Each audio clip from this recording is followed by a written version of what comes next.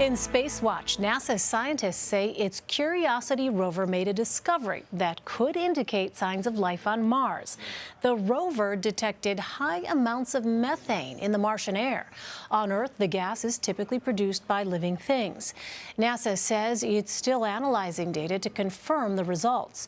The rover is also performing more tests, and new results are expected back on Earth Monday.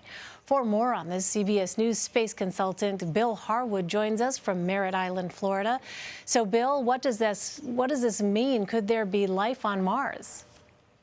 Well, it's interesting, Elaine, but I think the main thing to keep in mind as we talk about this, you kind of have to take this with a big grain of salt, because even though they detected some relatively large amounts of methane, we're talking something that you or I wouldn't notice, 13 parts per billion.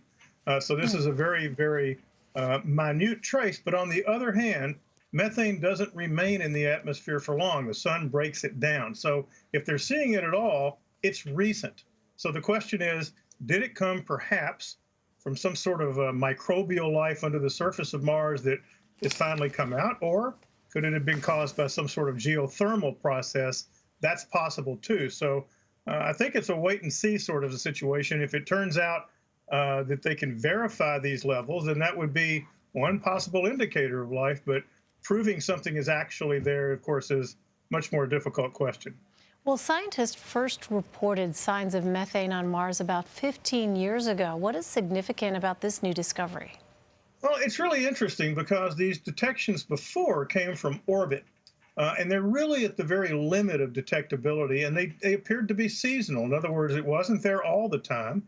Some satellite might detect it, another one didn't.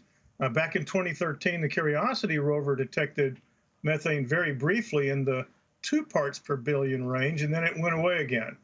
So, you can make an argument to yourself that if it is in fact seasonal, that might also reflect biological activity on Mars as seasons change, and so that the levels rise and fall and rise and fall. But again, this is very subtle stuff. It's very sophisticated experiments have to detect it in the first place. And then, of course, we're not talking about something up on the surface you can see. This would be something underground. So again, I caution everyone to take this with a grain of salt. It may or may not turn out to be something, but it's certainly interesting. All right, so no space cows on Mars is what you're saying, Bill? Not yet. Okay. I was leaving that for you, but cows not are yet. A huge source of methane gas here on Earth. We know that much. All right. Absolutely. So, Bill, NASA is planning a mission launch next year, dubbed Mars 2020. How will this operation further our understanding of the red planet? Well, Mars 2020 is a virtual duplicate of the Curiosity rover, except it's carrying some different instruments. And unlike Curiosity, the 2020 rover is designed specifically to look for signs of past life on Mars. Now, it will not be equipped with instruments that could directly detect microbial life today on Mars, unless something very unusual happens. But it's certainly going to push the frontiers of knowledge back about what might have existed there in the past. They know already from Curiosity and other spacecraft that Mars once hosted a habitable environment.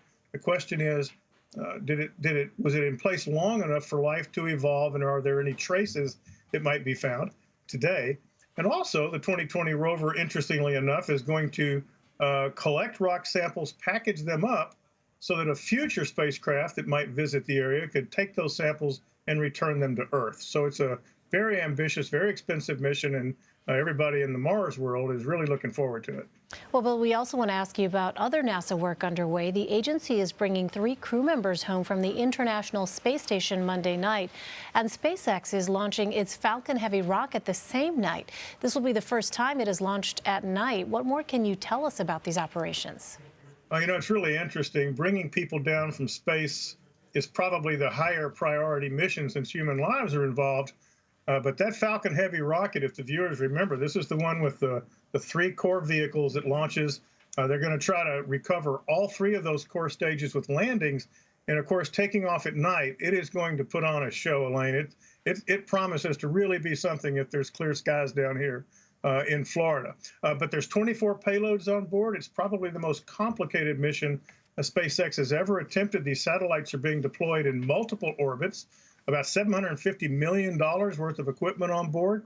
And one of the things the mission will do is help certify the Falcon Heavy for launching big spy satellites and other very expensive government payloads. So very important mission for both SpaceX and the Pentagon. Wow, a lot at stake. All right, Bill Harwood for us. Bill, thank you so much. Sure thing.